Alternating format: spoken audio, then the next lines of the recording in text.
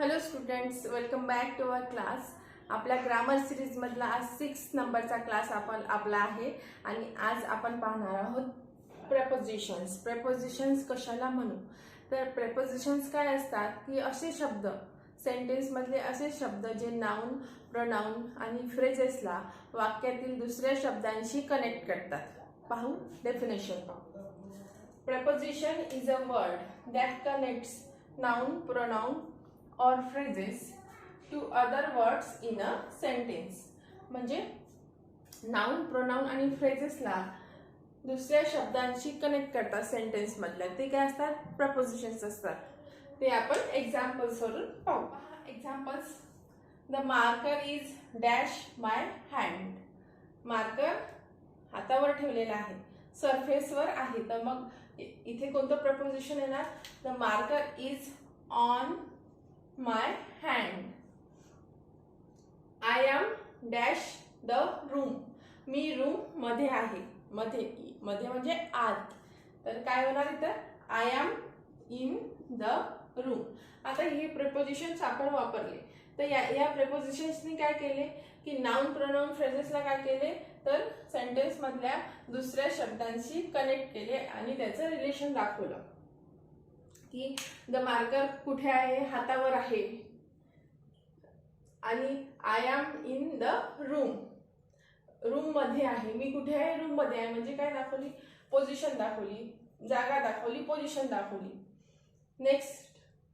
Next example पाहायच्या आधी आपण पाहून घेऊ की प्रेपोजिशनचे फॉर्म्स कोणकोणते आहेत.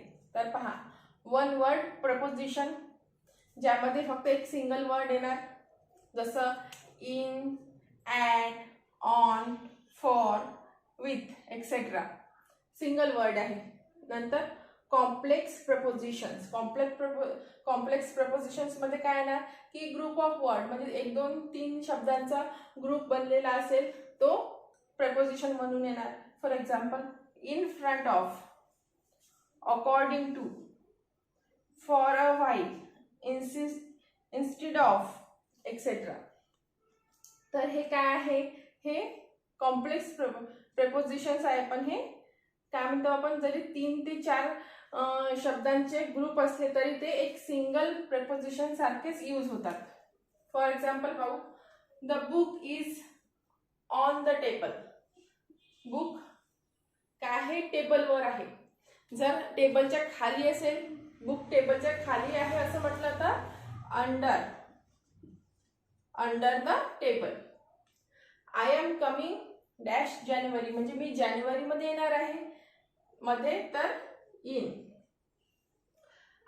ही jump dash the wall. He jump over the wall. The garden dash the mall.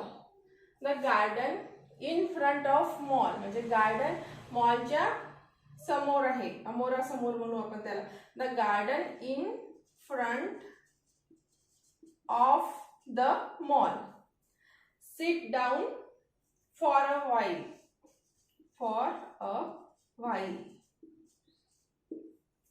थोड्या वेळासाठी बस. तर पहा, हे सगळे सेंटेन्स आपण पाहिले, पण एक गोष्ट लक्षात आली का? पहा, इथे काय दाखवलं? The marker is on my hand. मार्करची पोझिशन दाखवली. I am in the room, place दाखवली. The book is on the table, इथे पण प्लेस दाखवली, जागा दाखवली. I am coming in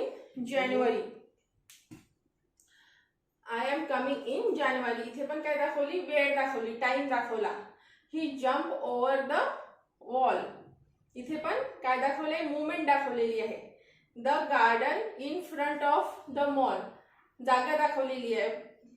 seat down for a while, time दाखवलेला आहे. तर हे कळते का की पोझिशन, टाइम, प्लेस दाखवण्यासाठी जास्त वेळा आपल्याला प्रेपोजिशनचा यूज करावा लागतो. तर आपण आता पाहणार आहोत कोणकोणते टाइप्स आहे प्रेपोजिशनचे, ते डिस्कस करू. आपण पाहू types of preposition. The first one is prepositions of time.